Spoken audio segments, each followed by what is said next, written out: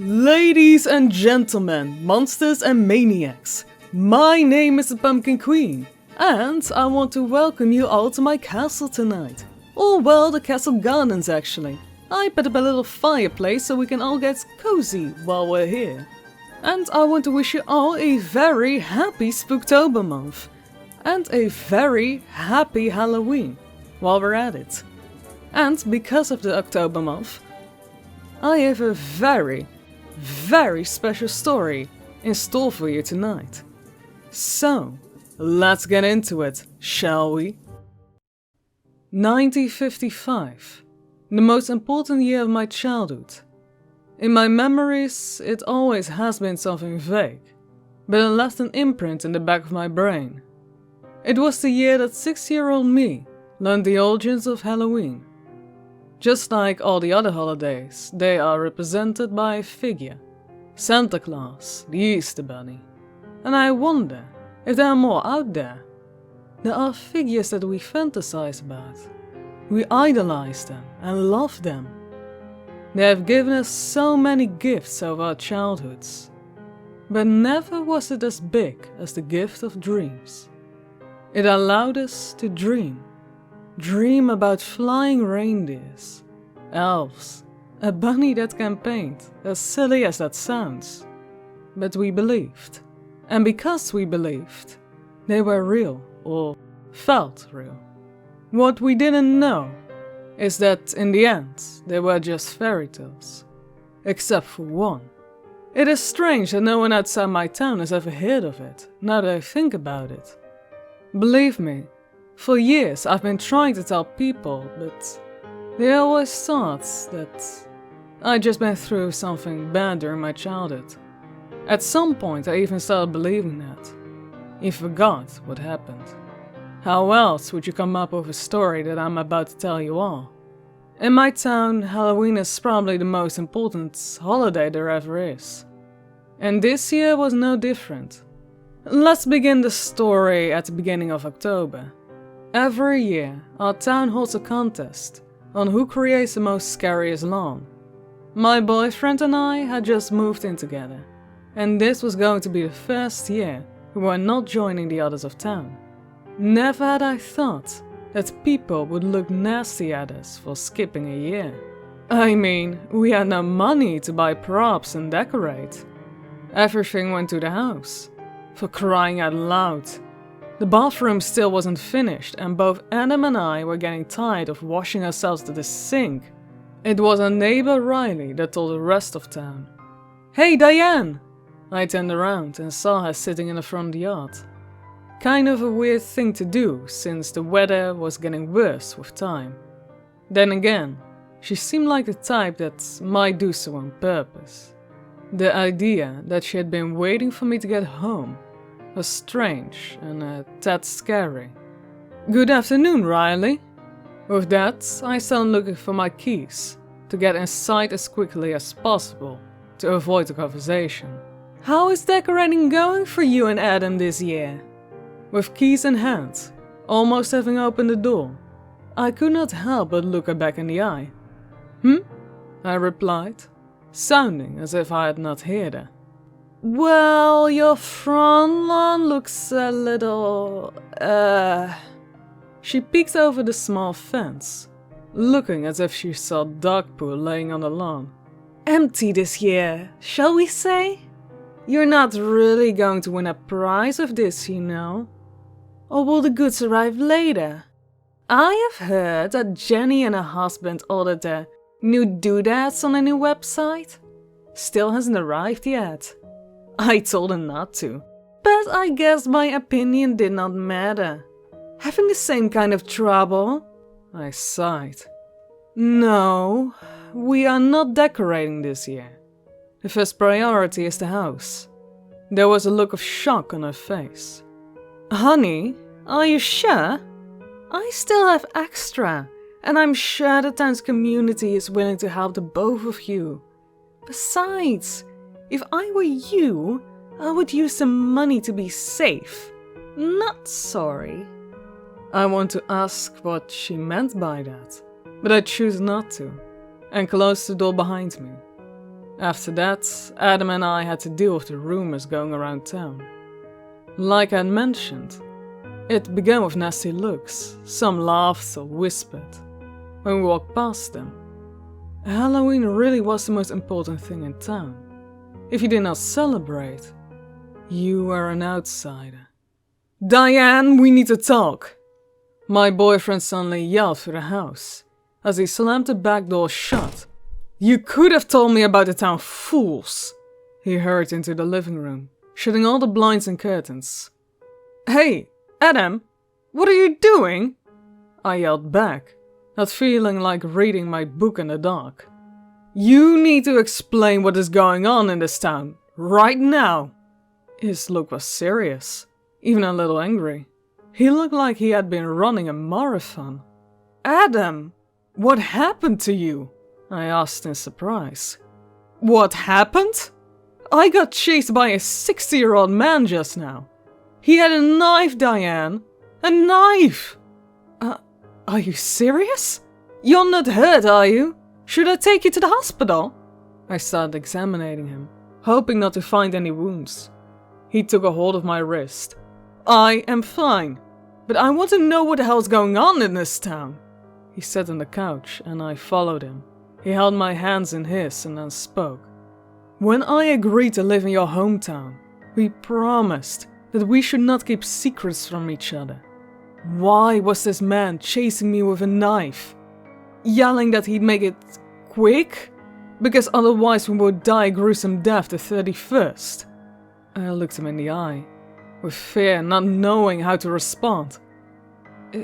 Is someone else planning on killing us this Halloween?" I stammered, almost breaking out in tears. I don't know. I just hoped you know why. You lived here your whole life. Please tell me if you have any idea about what is going on. Have we angered the town?" "The town? I thought you said it was just one man who chased you." He looked down with a pained expression on his face. "He was the only man who chased me. The others were watching, waiting. Diane, there was a mob waiting for me at the supermarket. I swear I saw a woman with a chainsaw." I stood up and started pacing through the room. "Halloween? We're not joining them for Halloween." "What? Why is that so important? Everyone knows how hard we've been working. I love Christmas, but I'm not going to kill a neighbor if they don't have a tree set up." "Do you think we still have time? It's only a week until Halloween, but..." Adam cut me off. "No, we are not going to bow down to the town. Let them come. They want bloodshed? They can get it." Adam stormed upstairs and grabbed a shotgun from under the bed, and coming back quickly to look for ammo. "Let them come. I will shoot every soul that steps on our lawn." There were noises coming from the front of the house. Someone was at the door. Adam loaded the shotgun and swiftly made his way back to the front door, as I peeked from the kitchen window outside to see who it was. It was the pastor, not armed at all. "Wait!" I yelled at Adam. I looked through the opening of the curtain slats.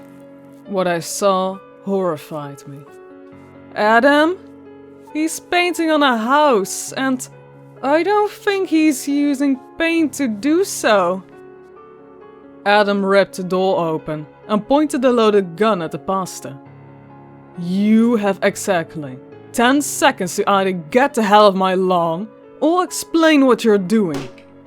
The man dropped a bucket, and the red liquid oozed out onto the porch. "I mean no harm. Just helping you get through the month." I walked outside to inspect what the pastor had done to vandalize the house. The door frame was painted red, from what I could only assume was blood. "Please, it helped against the plagues. Maybe he will pass by your door and have mercy on you if I do this." Adam had put down the gun. It did not look like the old man wanted to harm us. "I'm sorry to ask you this, Father, but who is he?" I asked as I walked up to him and my boyfriend. Have you forgotten, dear child? 19 years ago under the blue moon. Your parents sacrificed themselves to save you that night. Adam looked at me, with a look that questioned if I knew what he meant. The only thing I could do was look back at him, just as puzzled. My parents were murdered many years ago. But what does that have to do with how the townspeople are acting? Or Halloween itself? Before the pastor could answer, a horde of people had arrived with pitchfork and torches. Burn the non-believers! One screamed. Save the town! Another followed. Go! Yelled the pastor. Stay inside and don't show your face until November has come. Adam grabbed me by the hand and pulled me inside the house. We locked every door and every window, shutting the blinds and trying to barricade every possible opening that the townspeople could use to get inside. That night, we slept in the living room under the candlelight, taking turns as both of us were too afraid to go to sleep. The people outside kept screaming, telling us to come outside and embrace death before it came for us, the 31st. I didn't know what was waiting for me and Adam. God, if I had known, I might have stepped outside. My stubbornness and will to live would not let me. Adam and I lived in the dark for almost a week until Halloween came. You can say that curiosity killed the cat. Maybe it was just meant to be.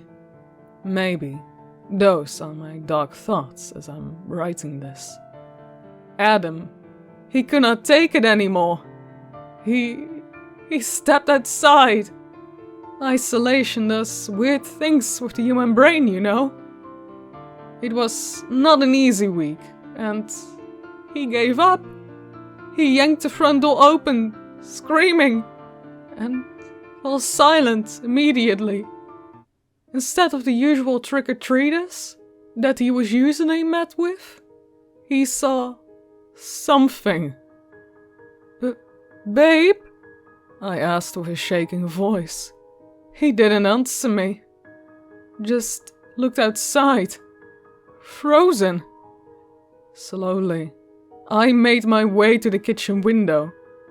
We had boarded it up with wooden planks, so there were only small openings between them. A part of me was scared. But I had to know what he saw. Through the street walked a parade what can only be described as monsters. One after another walked over to the houses, where the people sat on the porch, dressed up like one of them, offering them candy. They seemed to leave once they received something. I had seen this before, but why was it so hard to remember? But it didn't take long before I finally did. My breathing quickened as my eyes laid itself on him. Fear, panic began to swell up inside of me. Adam needs to go back inside. He's going to die. That thing will kill him. He's not hiding his human nature. Adam! I screamed in terror. Shut the door! He didn't. One of the creatures walked up to him, holding out its bony hand, its head twitching, eyes piercing his. It waited, but Adam just stood there, staring into its red glowing eyes. Then suddenly, it let out a scream.